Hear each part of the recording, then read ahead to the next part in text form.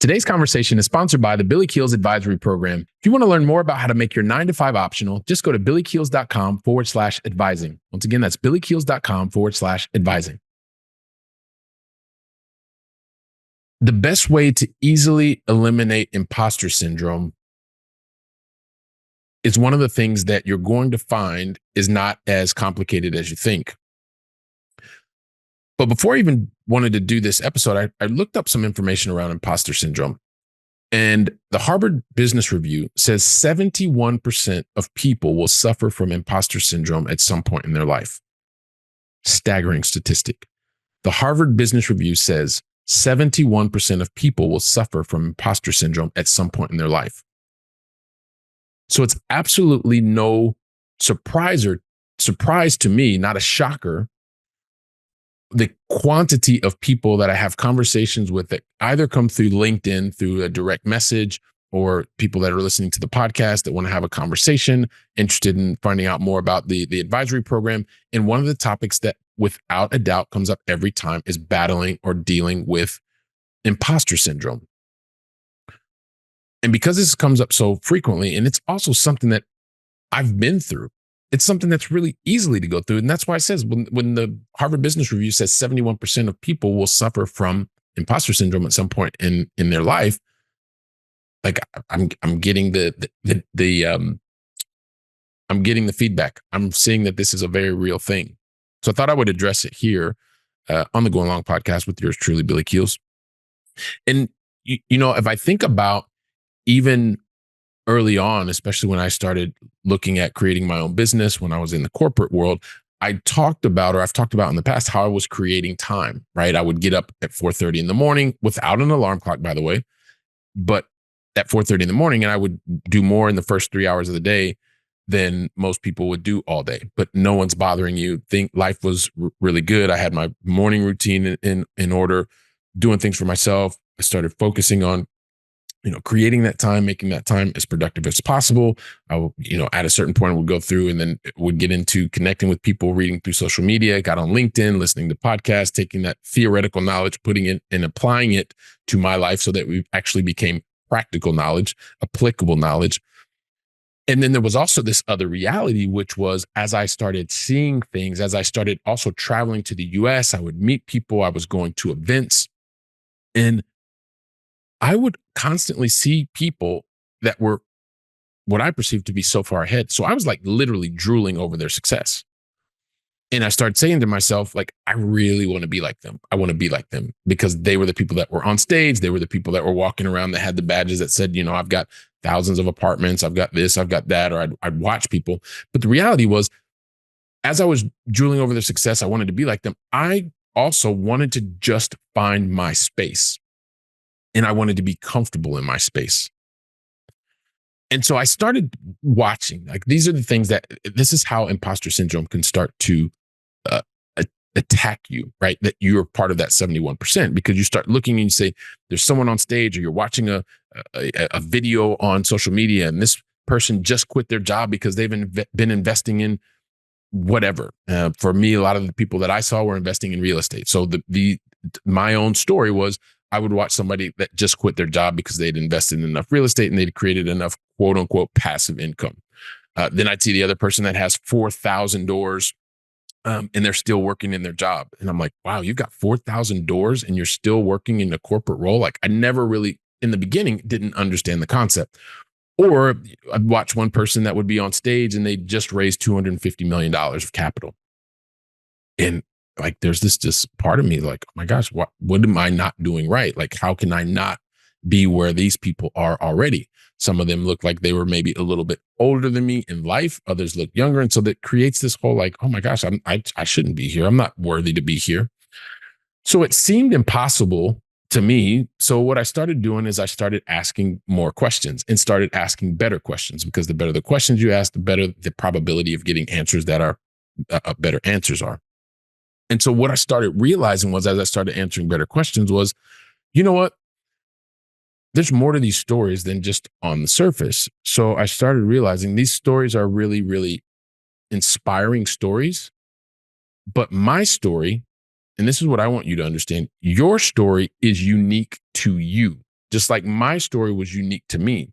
Because as I watched the people, whether they quit their job, they had $4,000 or they had $250 million that they'd raised in capital, my story was unique to me. My story was different. I was a young father. I had two small kids that were, very close in age. I lived in Europe. I was investing exclusively back in the United States. I had no inheritance to come in. And the reason that I say these kinds of things is because when I started scratching below the surface, the person that had just quit their job, the person also had just inherited $3 million from an inheritance. But that wasn't part of the story when they were on stage.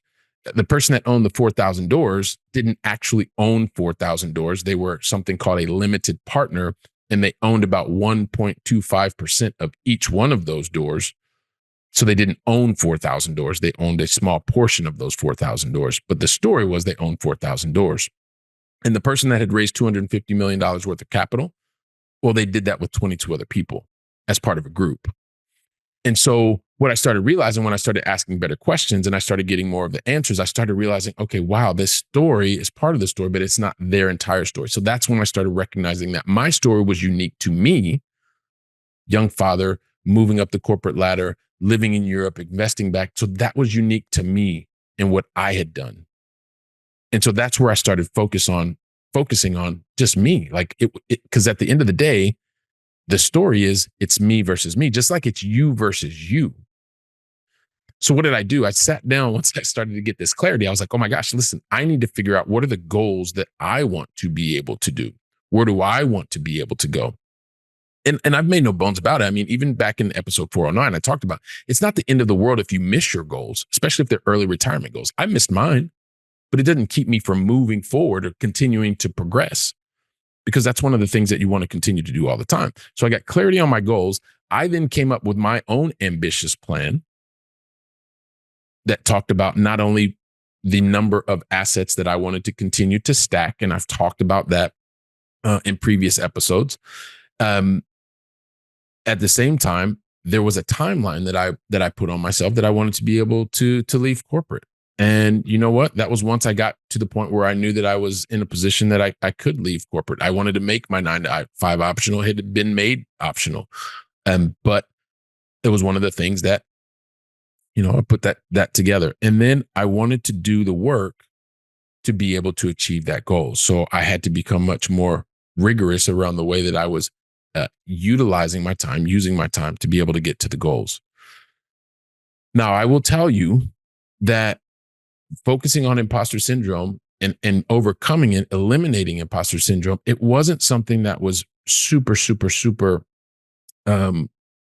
simple to do. But the best way to easily eliminate imposter syndrome was the following.